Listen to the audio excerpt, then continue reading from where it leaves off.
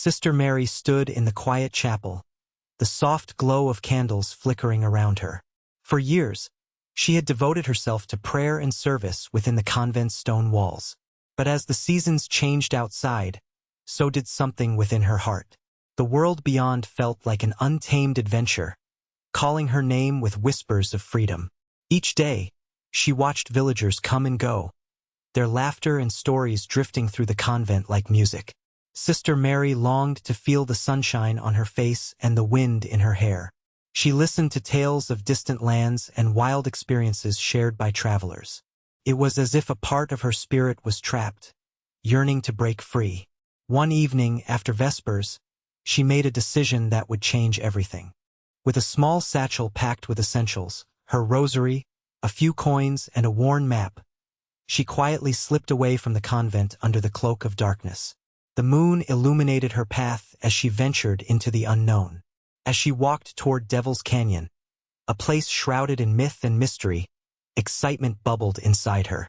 Sister Mary felt alive for the first time in years. She imagined what adventures awaited her, perhaps even a chance encounter with something magical. With each step away from the life she knew, Sister Mary embraced her new identity. Not just a nun, but an explorer seeking purpose beyond sacred walls. Little did she know that this journey would lead her to an echo that would intertwine her fate with that of a powerful rail baron and his grand bridge. As Sister Mary approached Devil's Canyon, a sense of wonder and trepidation filled her heart. The canyon was famous among locals, notorious for its steep cliffs and winding paths. Legend spoke of a mysterious energy that echoed from its depths, where the voices of the past resonated through the rocks, carrying both wisdom and warning. Some claimed that if you listened closely, you could hear whispers from long ago, including the unsettling murmurs of the devil himself. The canyon was a place of contrasts. While the sunlight brightened its jagged edges during the day, shadows often danced in the fading light of dusk, giving it an eerie quality. Wildflowers struggled to bloom in unexpected places, while ancient oaks stood tall, their roots gripping the earth like guardians of secrets. Folk tales warned daring souls never to linger after sunset, as the canyon's stories became darker with the fall of night. Sister Mary felt drawn to this land steeped in mystery. She recalled tales told by travelers who spoke of capturing echoes within glass, an art attributed to those who respected the canyon's spirit. The thought thrilled her. Perhaps there was something magical waiting for her. As she stood at the edge, gazing into the vastness below, she whispered a prayer for guidance. Little did she know that what she would find in Devil's Canyon would change her life forever and set off a series of events that no one could foresee. As Sister Mary continued her journey toward Devil's Canyon, the landscape shifted around her. The path grew narrower, flanked by towering pines that swayed gently in the breeze. With each step, she felt a sense of freedom blossoming inside her, like a bird stretching its wings for the first time. Yet, beneath that excitement lay a flicker of doubt. Was she truly ready to leave everything she had known behind? Along the way, she met a kind old woman tending to her garden by the roadside. The woman smiled warmly and offered Sister Mary a handful of wildflowers. "These bloom in the shadow of the canyon," she said knowingly. "They say they carry the whispers of lost souls." Sister Mary accepted them gratefully, feeling a connection to the stories that surrounded her. As night began to fall, the air turned cool and crisp. The sun dipped behind the mountains, painting the sky in hues of orange and pink. In those moments of twilight, she felt both exhilarated and scared. She had left her convent behind but knew not what awaited her at Devil's Canyon. The tales she had heard echoed in her mind, of spirits and echoes waiting to be heard. Determined to find out for herself, Sister Mary pressed on.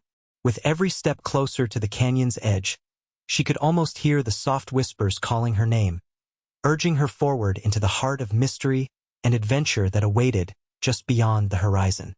When Sister Mary finally reached the rim of Devil's Canyon, her heart raced with anticipation. The canyon was more magnificent than she had imagined, with deep ravines and shimmering rocks reflecting the last rays of sunlight. She felt a mysterious energy pulsing through the air, urging her to explore further. As she ventured along the narrow ledges, She remembered the stories she had heard about capturing echoes. The old woman's words echoed in her mind. These lands hold magic for those who listen.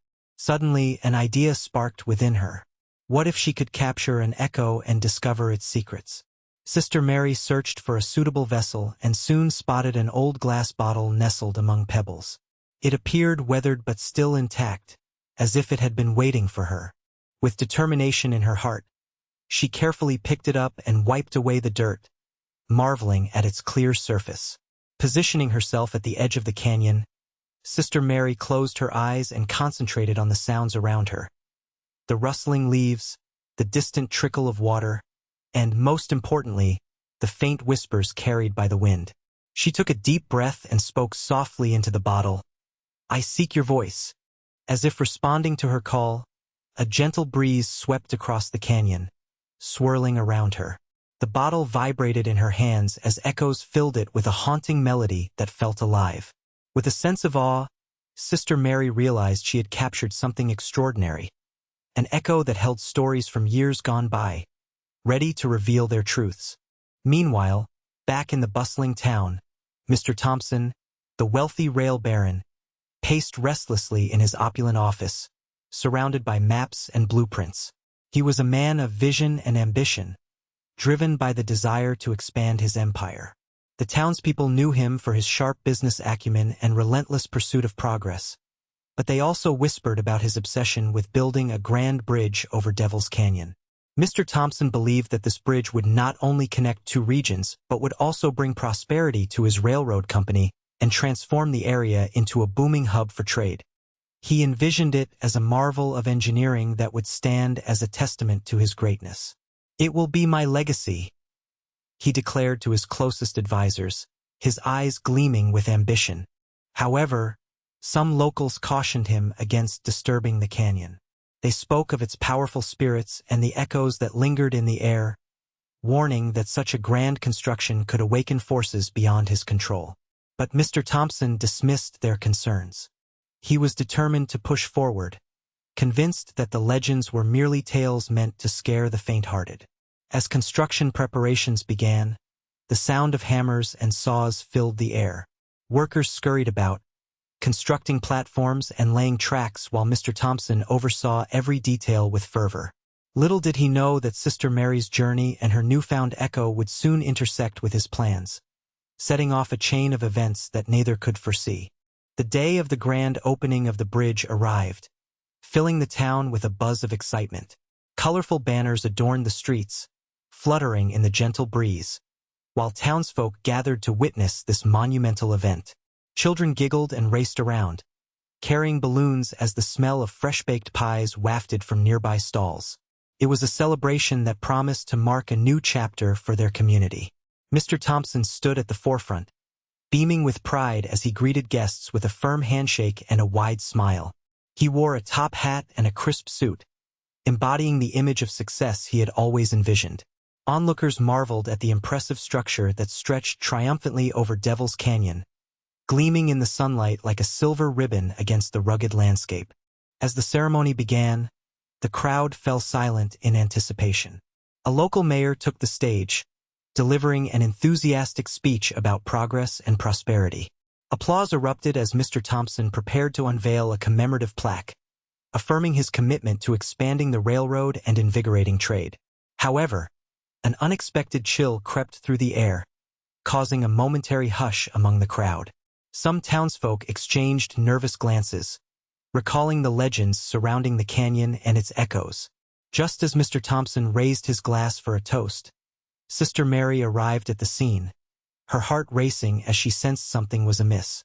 As she joined the crowd, clutching her glass bottle tightly, she felt an unusual energy buzzing in the air, an impending change that would soon ripple through their lives, merging her destiny with Mr. Thompson's ambitious plans. As Sister Mary made her way back to town, she clutched the glass bottle tightly, its contents shimmering in the fading sunlight. A mix of pride and anxiety swelled within her. She had ventured into the depths of Devil's Canyon and emerged with something extraordinary.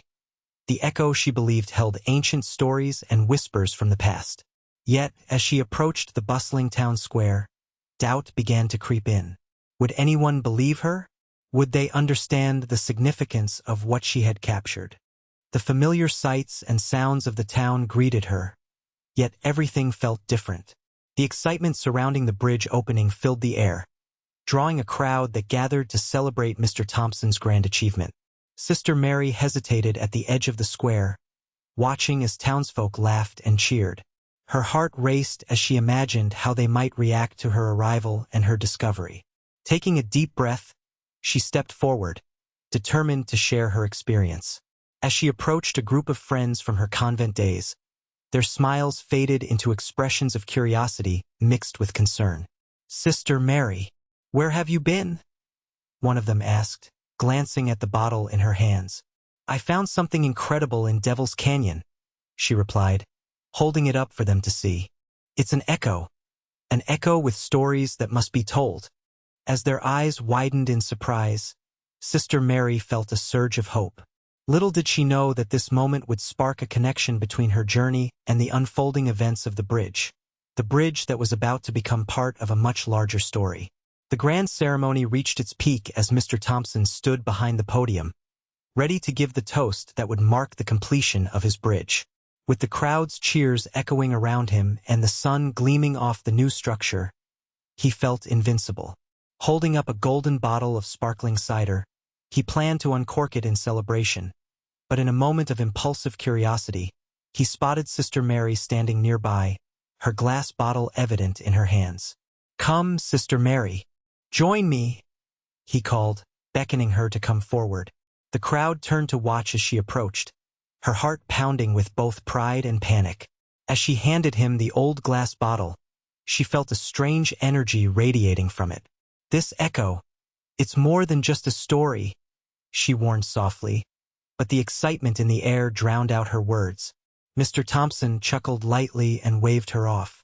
What could possibly be more thrilling than this day? With a flourish, he uncorked the bottle in his other hand, shattering the calm that enveloped them.